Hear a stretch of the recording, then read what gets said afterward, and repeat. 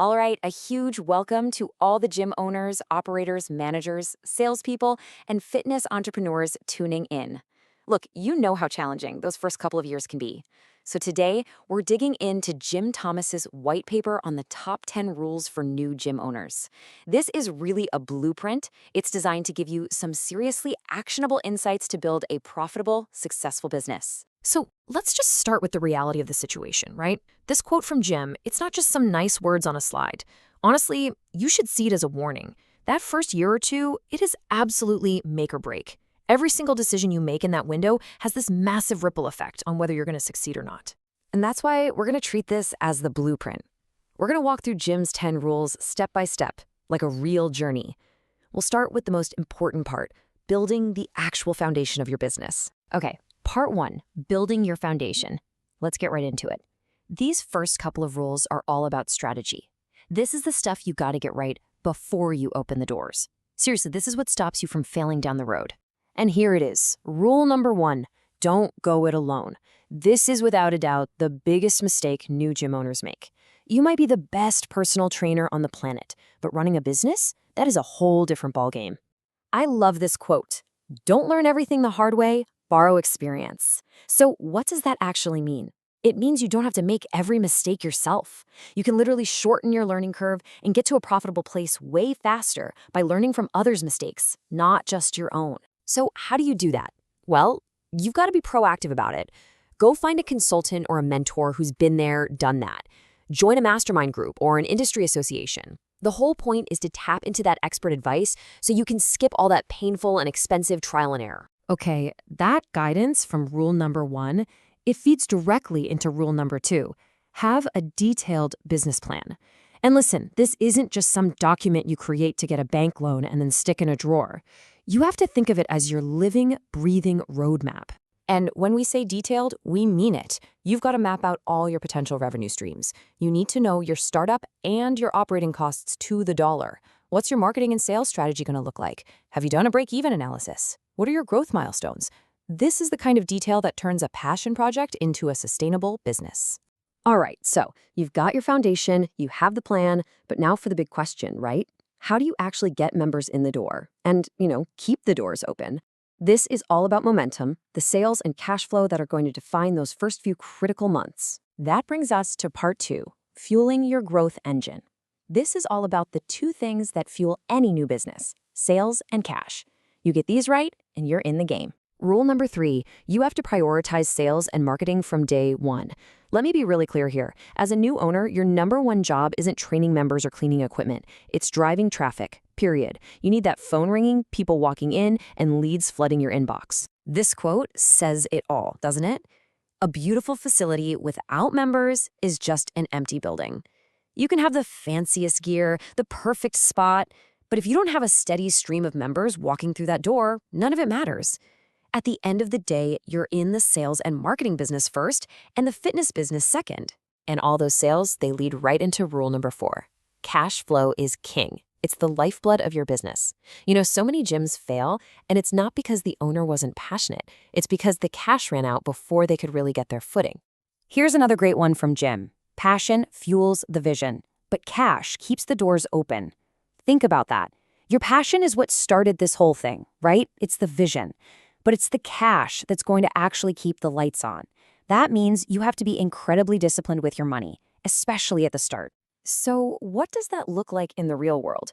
This is the number you need to remember, 3 to 6 months. You absolutely must have enough cash in the bank to cover all of your operating expenses for at least 3, but ideally 6 months. This isn't just about having a safety net. It's about having the freedom to make smart choices, not desperate ones. Okay, so let's say you're doing it. You've got members coming in, you've got cash in the bank. Awesome. But how do you turn that into a business that actually lasts? That's when we have to shift our focus from just surviving and growing to mastering the core of your operation, your people and your processes. Welcome to part 3, mastering people and process. This is all about creating a culture and an experience that builds loyalty. We're talking about making both your staff and your members want to stick around for the long haul. Rule number 5, and this one is huge. Hire slow, train hard, fire fast. Look, your team is the member experience. They will make or break your gym.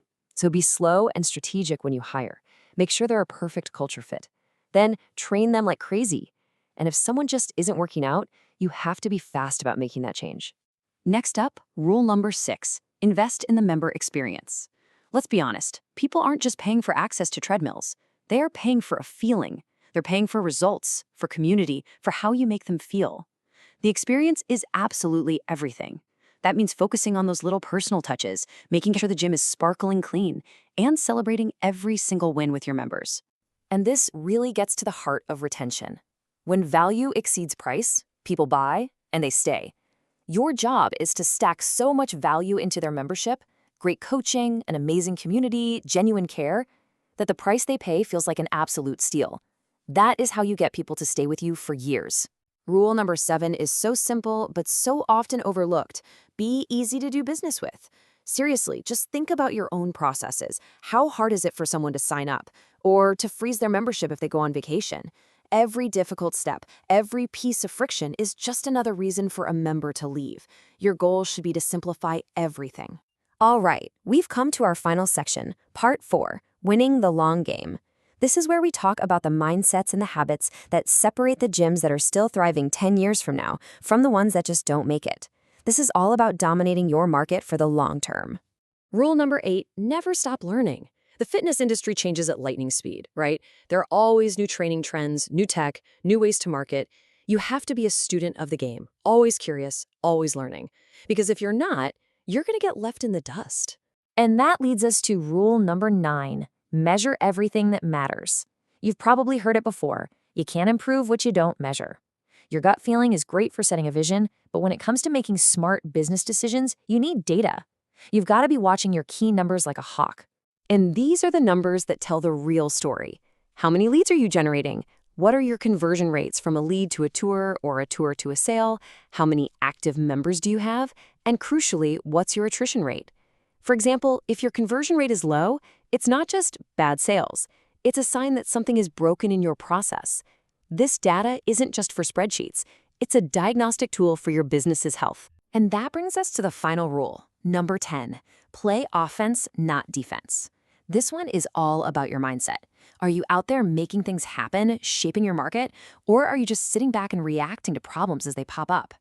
Owners who play offense are the ones who dominate. Owners who play defense, they're the ones who slowly fade away. Just look at the difference here. The offensive player launches a promotion before revenue dips. The defensive player just reacts to problems. The offensive owner refreshes the gym before it looks old. The defensive one waits for a competitor to force their hand.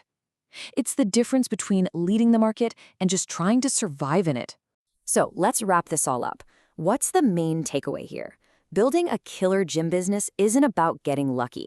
It comes down to disciplined action, always learning, and having this relentless focus on 2 things, sales and the member experience.